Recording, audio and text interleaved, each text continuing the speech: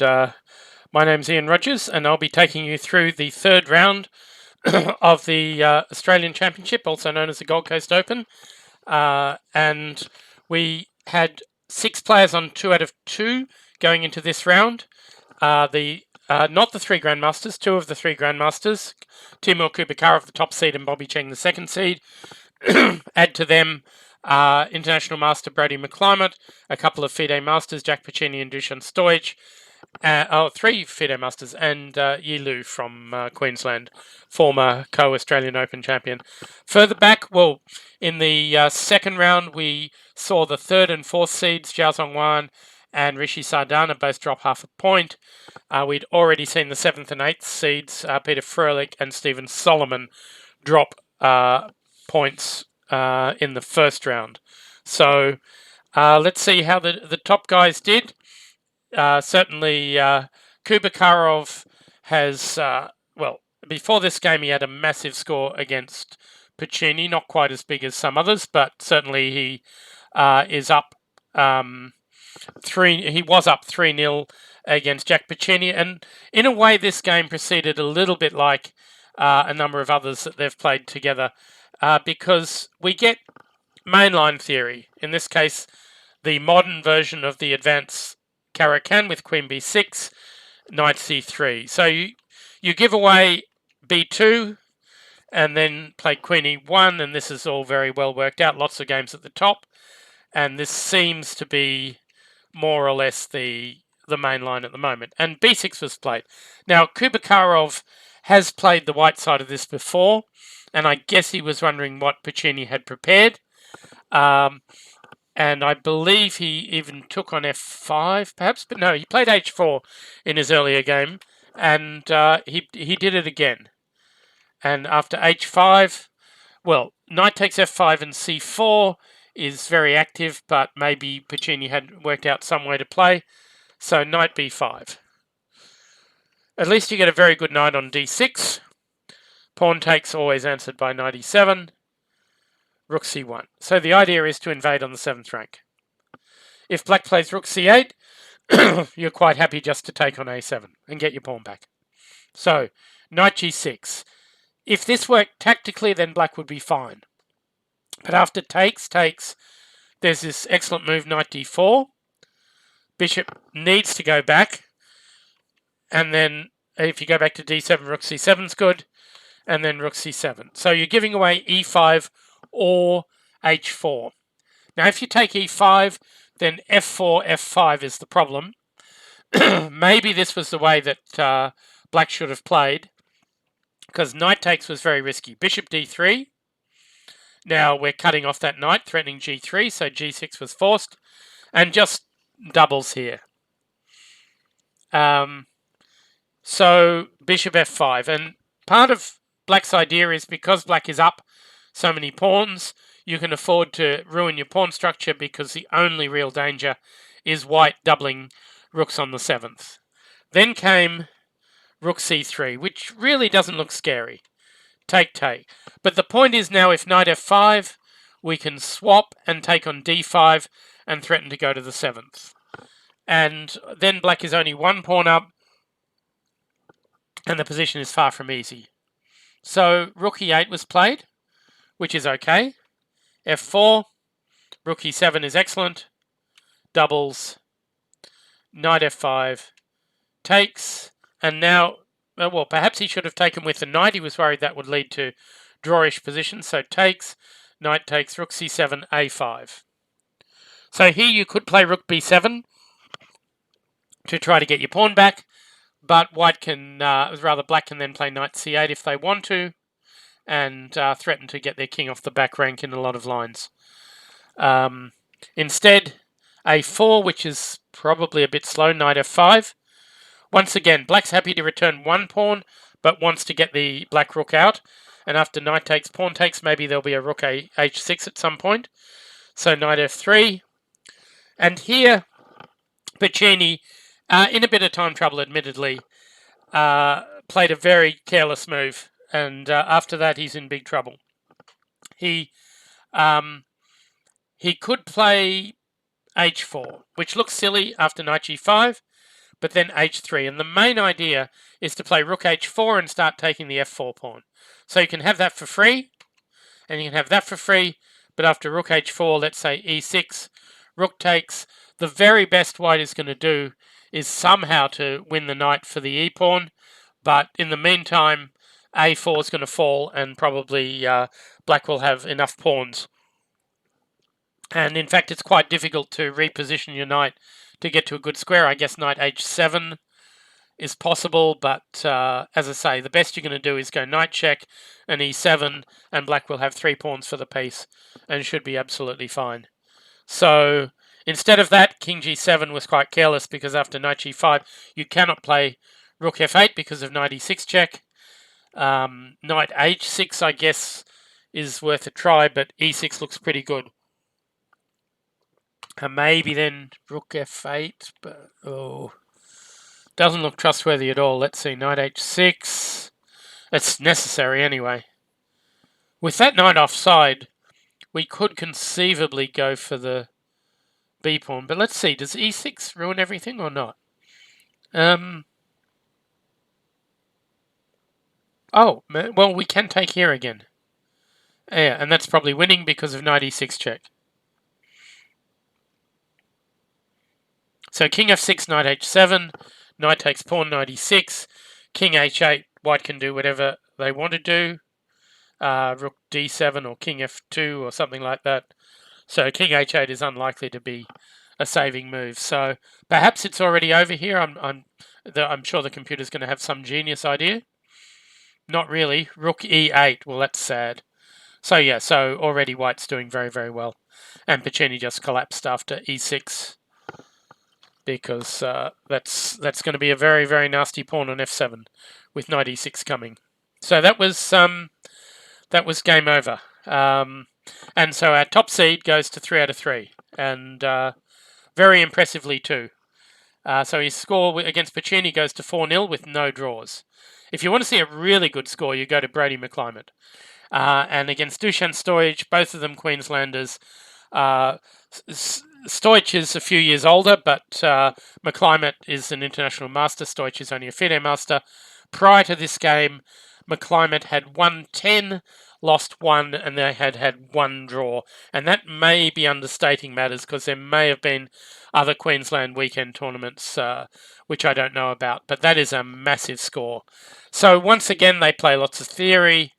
And actually, McClymont, who's had pressure the whole way through, I guess I should take it from a4 here, because here e4 was a very good decision to break out.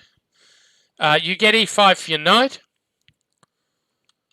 Okay, you can't take on c2 anymore, but knight f3, and that is a good knight. You've got lots of pressure on the dark squares. You're doing fine here. g5 is an attempt to lure that knight away, also to throw bishop h3 in some lines. But knight c7 gets out of things quite nicely. Knight c4 again, go away to the bishop, and rook d8. So it's been awkward, but black's still doing fine. And here perhaps bishop g2 was the right way to go, because knight takes g5, bishop here, and now a really wonderful move, b5. The idea is to pin the knight if it lands on d6. And I guess you could play bishop takes d6, but after something like queen f, or probably just queen b7. If you take the rook, we take back with the bishop, and the knight's hanging. Knight a5 to get into c6 was sensible. Queen f6 is, of course, good. Rook f1, and knight f3 again. So knight c6 played rook d7, and that turns out to be a mistake. At the moment, if queen takes bishop on f4, you've got rook takes f3. So all you need to do is decoy the white queen away, and black is doing very well. So a5. So here, well, if you take either pawn with the queen, then we're going to play queen takes f4 and be a piece up, or 2 pieces for a rook at least, and lots of black squares. So the only move I can see is knight takes on a5, and now we've got a bit of a choice.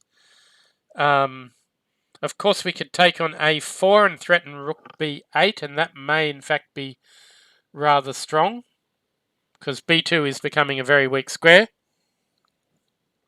And remember that bishop on f4 will be hanging in a lot of positions. Yeah, this already looks really good. I mean, knight b7, I guess, but rook b8, threatening to take it and then take on f4. No, it doesn't look healthy. Yeah, so instead rook d7, and after bishop c1, it's a mess, but the knight on c6 is good, the knight on a8 is not. That's another clever move. e4 is in trouble, and a5 is now a little bit too late. And you can't take both rooks, unfortunately. And white's just way up on material. Just a rook for queen. So even queen takes rook would have done, but queen c8 was enough to end the game. And there's no square for that rook. It's quite a nice trap of the rook. So McClimate increases his score to 11.5, and he joins Kubakarov on 3 out of 3. I'll save that, I guess. And that only leaves Bobby Cheng of these players, and he's up against Yi Lu, who was born, I think, 2 days apart from Cheng, so they're both 25 years old. Both have their birthdays in March. I believe Justin Tan is the third of that trio, all born just a couple of days apart. And in fact, Yi played this quite well. Although White's king is in some danger, so is Black's king, and there are all sorts of threats around here. Knight e8 was played, bishop c2, that stops various rook checks. Queen c7, knight d3, you can jump in on e5 or d5, or c5. So b6 to stop it, knight here, rook across, bishop here is quite nasty. Because the threat now is to take on e8. And unluckily for Yi, Bobby decided to play rook takes. And it turns out that you can just take this back. Bishop takes and now take on e8. Sure, you can take on c3 if you want, but you can't leave that diagonal to take the rook. So something like king d1 looks pretty good. And what do you play? You can't play d4 because of queen f6 check. If you take back, say with the rook, I suspect queen c1 is not bad. Perhaps then rook takes knight. You would think white would be doing quite well. So it does seem like black's got compensation, but it's completely unclear. Unfortunately, after bishop takes e8, he completely forgot about bishop e7. And that covers all the threats. You can't go queen f4 because of rook takes knight check. You can't go queen g3 because of rook takes knight check. He came all the way back. And unfortunately, take, and you've got 2 bishops for a rook and a safer king as well. So he tried running away, but now it's all just a massacre. Doesn't even mind an endgame. And king g8, bishops will always be too good. Threatening d3. And, well, nothing to do because h7, the pawn is completely covered by the black bishop, and we just make a new queen. So there were a lot of complications in this game. Yi did play well, but he just couldn't stay with Cheng for the whole game.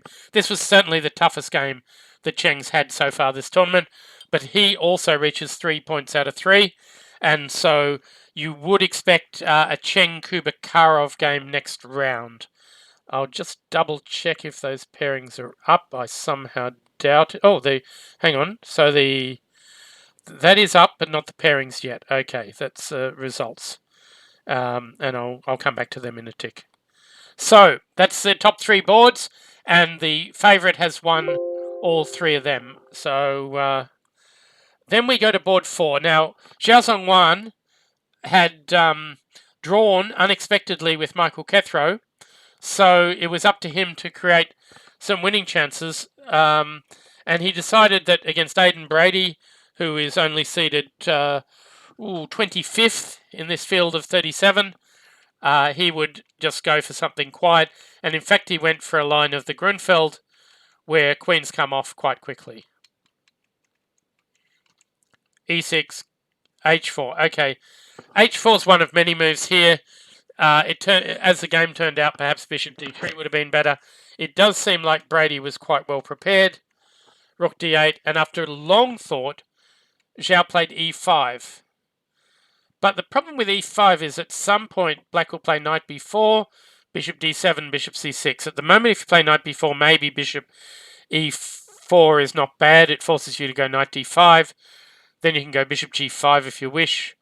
So Bishop D7 first, H5. In a way, that turns out to be a bit irrelevant. And now Knight B4. Excuse me.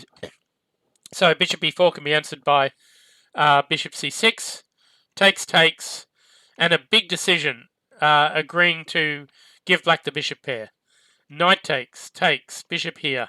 And he's just too fast. If White could get bishop F6 in and double on the H file, that would be great. But unfortunately, Black's got bishop B5, rook C4 doubling before White gets close. So you just can't leave the C file and not expect to get your king into trouble.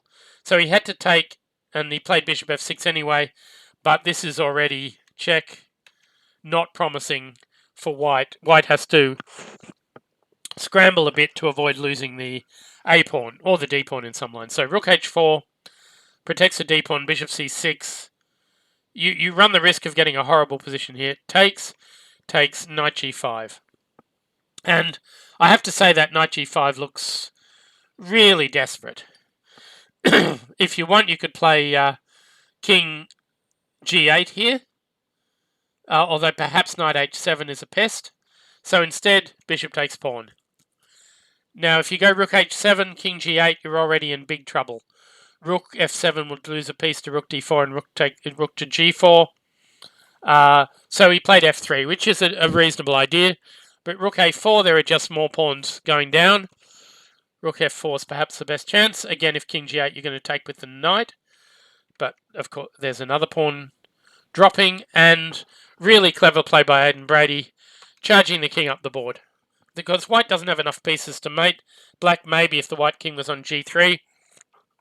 In the meantime, Black has 2 connected pass pawns. So knight here is clever. You can't go bishop H3 without losing your B pawn, though I think if you're trying to win, that's probably your best bet. Once you go bishop F5, sorry, bishop H3, I suspect White cannot afford to allow his rook to get trapped after bishop F5, and he therefore has to play rook F7 or something like that. Maybe try to set up a mating net, but it's not really a mating net. Instead, he played bishop F1 because playing Zhao, he's only going for a draw. He wants rook E2 check. He's not getting it. Well, he gets it here, check, and now he gets a perpetual. And he's not trying for any more. He certainly could, but it'd be risky. Because with that king on G3, you really are in some sort of mating net. So instead, he took a repetition, and Zhao drops another draw. So he is really getting into trouble. In fact, he is going to have to start beating one of the other grandmasters if he's going to get back into this. 2 out of 3 without having played any of the top players is not where you want to be, especially in a field with such a big gap between top and bottom. And remembering, of course, that first prize here is 2,000, second is 1,500, but there's a massive drop to third place, only $500. So, yeah, it's one of these tournaments where finishing second is not terrible, although you won't get the Australian Championship title, but finishing third is really not going to be so good. So Zhao Zhongwan had a bit of a nightmare day. You never want to have a really long game in the morning, especially if you don't win it. And then, well, after that, yeah, you have a long, long way to come back. He needs to win both games tomorrow. Fortunately, he'll get reasonably easy opponents, but this is not easy at all. Now, my computer is saying that at some point round here, black had a big edge with bishop e8. My goodness. Well, I wouldn't have thought of that, but okay. Bishop e8, knight h7, bishop a4. That is not human at all. So I don't think that's such a worry. Okay, Gene Nicauchi had a second good result today. He drew with 4th seed Rishi Sardana. Now he's drawn with Stephen Solomon. He in fact got quite a favourable ending, but ultimately, with the Black King so close, he wasn't able to prove anything, and Solomon played actively, as he always does, and managed to liquidate a lot of pieces. So he got his pawn back, and this is just a draw. So Solomon was in a little bit of danger. Oh, I should mention, in the second round, something I haven't noted, and that was the game by Andre Bukreev from Sydney. He was taking on the Australian girls champion, and I just want to show you the opening because it is an opening that Stephen Solomon has popularised. Knight takes e4. Now, I remember when I was about 12 seeing a copy of Shakhmatny Bulletin with this diagram and a Soviet player trying to show it was playable. Of course, it's considered a beginner's blunder because of queen e2. If knight f6, you got knight c6 check. But actually, this position, and it was d takes e5 rather than any f6 idea, that really made this playable. Now, queen takes e5 is possible, but we swap, we go bishop f5, or knight c6 first, and castle queenside, and it's considered some compensation. At least here, queen b4 check is a very slow way of swapping queens. But ultimately, after a6, well, Lillian Lu got a little bit optimistic. Yeah, she's willing to give the pawn back, but wanted to do it on her terms. And unfortunately, after f5, she's in all sorts of bother. And the queen really doesn't have a good square here. You've got to be very careful about pawn takes bishop happening. And instead, she took on f6, but this was not quite enough material for the piece. If rook a8, you just play b6. She kept playing very actively, but it simply wasn't enough, and Bukreev went on to win. So knight takes e4 was triumphant in this game. Not necessarily because of the opening, but certainly it got an active position. So further down, okay, Rishi Sardana, there's not much to be said about this one. I think he just got a sacrificed pawn from Kethra in the opening, a little bit the same way Zhao Zongwan had, but this time he hung on to it and won quite convincingly. Sravan Renjith, this was quite impressive by the youngster. So it starts out as a Catalan opening. Swapping is highly unusual in a Catalan. I know Renjith used to play this way, but as a general rule, the bishop on g2 is stupid in these positions. So black should be rock solid here. But it's not game over or anything. Those knights are being pushed around a little bit. And suddenly e4 comes and the whole position's a bit unstable. Knight takes a5, queen a2, threatening knight takes d5. And even after d4, knight d5. Bishop back, b4. It's all very impressive. And then takes. And white was much better and went on to win. Yeah, just active pawns. The d4 pawn's a bit weak and so on. He tried to win this guy. But white doesn't need to do much here. The rook's hanging. So he's got... looks like he's got a piece, actually. Yep, and that was a free piece, and it wasn't too hard to convert. So that was Sravan Renjith. So he's up on 2 out of 3, which is pretty good for the 14-year-old. We had another kid doing rather well, and that was Jaden Oy. Now, he's playing a 20-year-old from Melbourne, Tejas Datar, and it starts out, again, in this funny version of the Tarrasch defense, where, well, black seems to be playing very poorly, to be honest. So knight e5 looks logical, bishop b7, and now I think I would prefer bishop g5 here, but rook e1, knight a6. Now that's at least a sensible square, but bishop g5 played, bishop knight c7, so just in time guarding that d5 pawn. White has plenty of good options. I think something like a4, a5 may not be bad, but knight g4 looks a bit funny.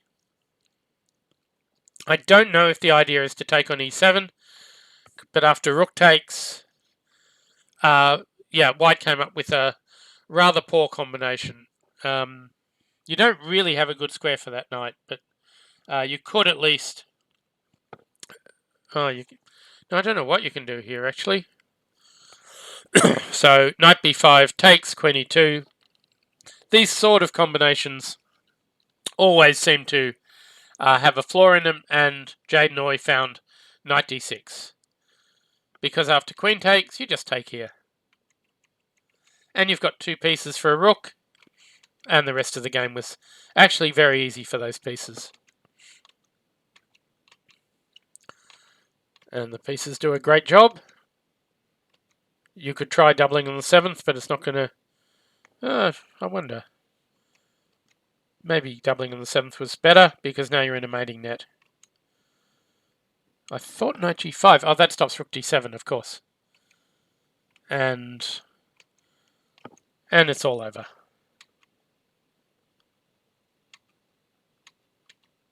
And he can resign, and he did a move later. So the 2 pieces were simply better than the rook. He did manage to get some counterplay, but I don't think it was ever quite enough. So that's round 3, and 3 players leading now. I think we should be able to get the pairings. Yes, pairings of round 4. So this is tomorrow. Now, I should note tomorrow morning I'll be having a full commentary right through the weekend. So from 10:30 tomorrow morning, Australian Eastern Time, until round 4 ends, and then again from 4 o'clock tomorrow until the round finishes. So that will apply, and on Monday I'll only be doing roundups. So if you want to listen to the whole thing, I'll be looking at all the games more or less from the start from 10:30 tomorrow. Now, tomorrow, of course, Cheng against Kubakarov, 1 against 2, or 2 against 1 rather. This could decide the whole tournament. Kubakarov looked really good, so's Cheng, in contrast to some of the others. And Brody McClimate has his first big test. It's seed 4 against seed 5.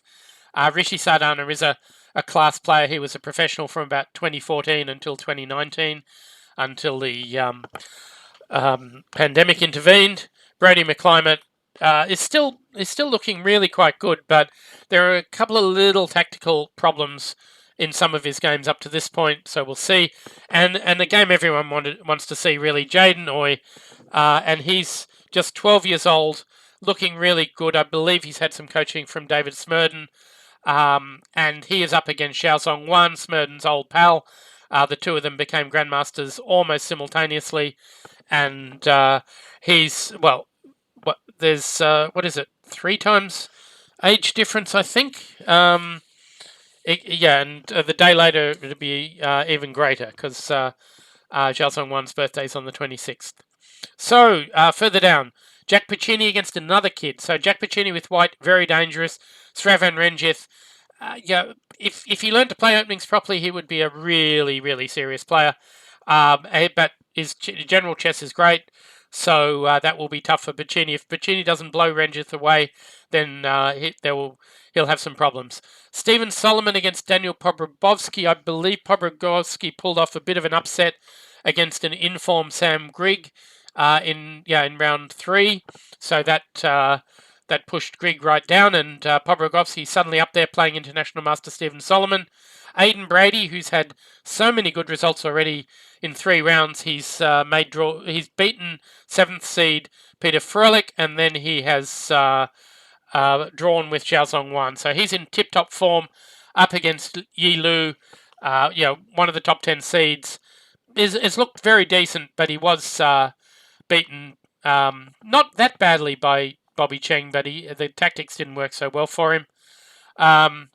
So Peter Froelich is still on 0. Unbelievable. I don't have that game, but who did he lose to in round 3? He lost to Mickey Young, the young Queenslander. So Froelich is having an absolute nightmare, the 7th seed. Further up, we saw Lilian Liu get her first win. She runs into another young player. And Jean Nicauchi is looked really good, but Dusan Stojic is a tricky opponent. There's the other player who's been fairly impressive is Mars Chi, and what did he do in that last round to get to 2? He beat I've lost him. There he is. He beat Jack Rogers, the New South Wales champion. So for the 26th seed is doing rather well. Mars Chi, rated quite low, but certainly has shown form. Fred Litchfield, though, is a very professional player from Canberra. Knows what he's doing. He's taken his chess seriously in the last few years. He said his problems were a bit psychological. Now he relaxes a bit more, and his results have proved quite good. And we've got a few more young players around. Byron Morris, Kelvin Fink, they're all from Queensland. Jackie Lee from is he 16, I think, from Melbourne. He made a draw with Ben Leong, which was a bit disappointing for him. Leong, a Queensland junior, though. So Leong's only 14 years old, so that was a pretty good result for Leong. He's got the tricky Andre Bukreyev in the next round. So there's a lot of good battles coming up tomorrow. The round will start at 10. My commentary will start at 10:30, and I hope to see you all then. So thanks a lot for coming along. Bye.